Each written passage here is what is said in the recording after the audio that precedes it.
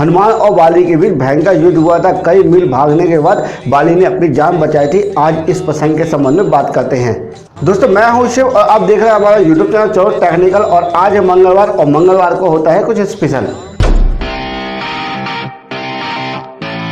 जय जय राम श्री राम, जय जय राम, मैं तो राम ही राम। रामायण से जुड़ी एक कथा के अनुसार बाली को इस बात का घमंड हो गया था कि उसे दुनिया में कोई नहीं हरा सकता।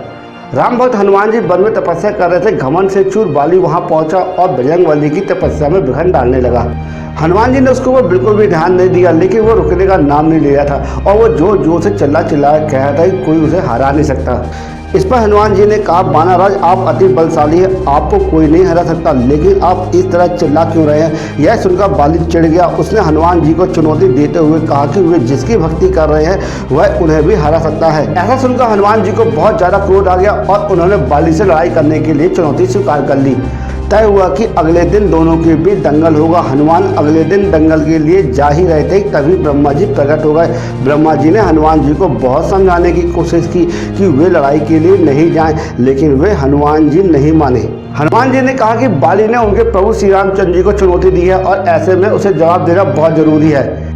इस पर ब्रह्मा जी ने हनुमान जी से कहा कि वे जाकर बाली से लड़ सकते हैं, लेकिन बेहतर होगा कि वे अपनी शक्ति का 10वां हिस्सा लेकर युद्ध के लिए जाएं। ब्रह्मा जी ने कहा कि हनुमान अपनी शेष शक्ति अपने आराध्य के चरण में समर्पित कर दें और दंगल से लौटकर यह शक्ति फिर हासिल कर लें। ऐसा सुनकर हनुमान जी मान गए और अपनी कुल शक्ति का 10वां हिस्सा लेकर बाली से युद्ध के लिए गए। वरदान के अनुसार दंगल के मैदान में जैसे ही हनुमान जी बाली के सामने आए तो हनुमान जी की आदि शक्ति बाली के पास पहुंच गई। तो बाली को अपने शरीर में अपार शक्ति का एहसास होने लगा। कुछ देर बाद बाली को ऐसा लगने लगा कि उसके शरीर की सारी नसें फट जाएंगी। इस दौरान ब्रह्मा जी पुनः प्रकट हुए और उन्होंने बाली से कहा कि अगर तू खुद को जिंदा रखना है तो हनुमान जी से दूर भागना शुरू कर दे।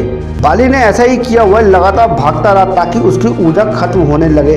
कई मील दौड़ने के बाद उसे राहत महसूस हुई। उसने देखा कि सामने ब्रह्मा जी खड़े हैं। ब्रह्मा जी ने बाली से कहा कि तुम खुद को दुनिया का सबसे शक्तिशाली समझते हो, लेकिन तुम्हारी शक्ति हनुमान जी की शक्ति का थोड़ा सा हिस्सा भी नहीं संभाल पा रही, जबकि वह केवल अपनी शक्ति का 10% लेकर लड़ने आए थे। सोचो यदि वो संपूर्ण शक्ति होती तो क्या करते। बाली को बात समझ में आ गई और उसे अपनी गलती का एहसास हुआ। उसने बाद में हनुमान जी को प्रणाम किया और उनसे क्षमा मांगी।